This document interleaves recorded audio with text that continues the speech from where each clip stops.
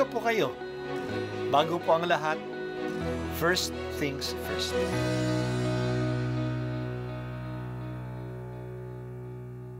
Good morning po. Sinisimulan po natin ngayon ang first things first.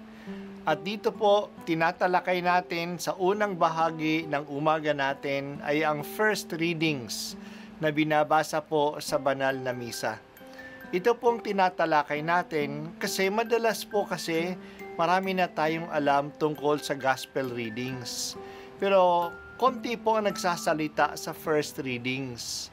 Pero ang first readings, bahagi din po yan ng Biblia, ng banal na kasulatan. Kaya susubaybayan po natin ang mga first readings, basahin po natin at kuminsan kailangan ng basahin ng 2 o 3 beses bago maintindihan kasi hindi po tayo familiar sa mga istorya at sa mga kaisipan na tinatalakay dito. Ang pagbasa mula sa aklat ni Propeta Daniel. Panginoon, dakila at makapangyarihang Diyos na laging tapat sa umiibig sa iyo at sumusunod sa iyong mga utos. Nagkasala po kami, nagpakasama kami at sumuway sa iyong mga tuntunin at kautusan. Hindi kami nakinig sa iyong mga propeta na nagpahayag sa aming mga hari, tagapamuno, magulang at sa buong bayan. Panginoon, ikaw ay laging nasa matuwid at kami ay laging nasa kasamaan. Tulad ngayon, ang buong Huda at Jerusalem, ang buong Israel, ang lahat, pati mga itinapon mo sa iba't ibang dako dahil sa kataksilan sa iyo. Kami po, ang aming mga hari, pinuno at ang aming mga magulang ay laging nagkakasala sa iyo. Ikaw, Panginoon, ay mahabagin at mapagpatawad sa kabila ng lagi naming pagsalansang at pagsuway sa mga utos na ibinigay mo sa amin na iyong mga alipin sa pamamagitan ng iyong mga propeta. Ang salita ng Diyos. Salamat sa Diyos. Maging honest lang tayo. Mas madaling makita ang pagkakamali ng iba kaysa pagkakamali natin. Kaya mas madaling manisi ng iba kaysa magsisi ng ating pagkukulang. Kaya bahagi ng ating Christian spirituality ay ang pagtingin at pagsuri sa sarili, ang examination of conscience. Sa ganitong paraan, nakikita natin at inaamin natin ang ating mga pagkakasala. Ito ay nagdadala ng pagsisisi at pagbabago. Iyan ay ginawa ni Propeta Daniel sa kanyang panalangin ng pagsisisi na ating narinig ngayon. Noong panahon niya, ang bayan ng Israel ay nasa masamang kalagayan.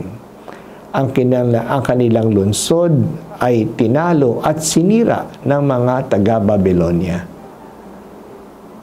Pati na ang templo nila ay nasira.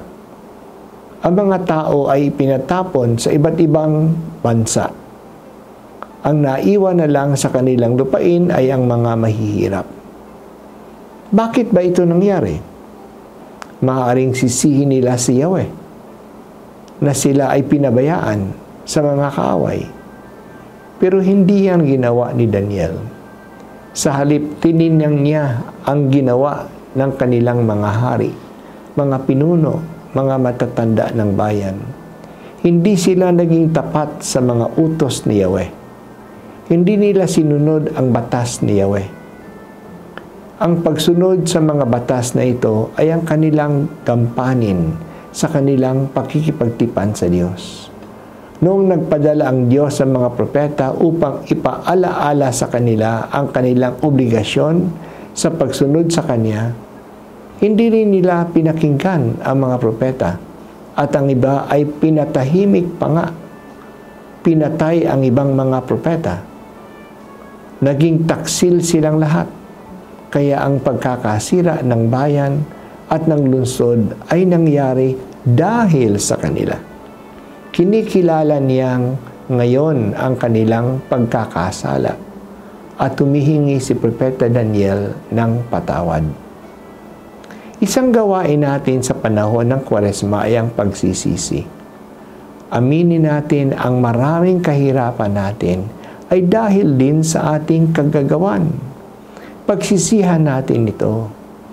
Madalas nagagalit tayo sa mga tao na nagsasabi sa atin ng ating pagkakamali.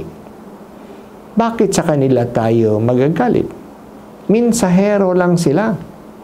Tagadala lang sila ng balita. Tingnan natin kung tama ang kanilang sinasabi. Kung totoo ang sinasabi nila na nagkakamali tayo, dapat pa nga natin sila pasalamatan na pinakita sa atin ang ating pagkakamali upang ito'y maituwid. Huwag natin patahimikin ang mga nagsasalita ng totoo. Kahit na masakit, tanggapin ang katotohanan. Madalas ito nangyayari sa gobyerno. Pinagbibintangan, sinisiraan at minsan pinapatay pa ang mga whistleblowers. Dahil dito patuloy na nangyayari ang kasamaan at hindi na itatama. Ang nangyayari sa Jerusalem noon ay mangyayari din sa atin. Dumating ang pagkasira ng kanilang bayan. Kung nakinig lang ang mga hari at mga pinuno sa mga propeta, hindi sana sila natalo ng kasamaan. Bigyan mo kami ng kababaang loob, O Panginoon, na tanggapin ang mga kasalanan namin upang ang mga ito ay maituwid. Salamat o Diyos sa mga tao at mga pangyayari na ginagamit mo upang ipaalam sa amin ang aming pagkakamali.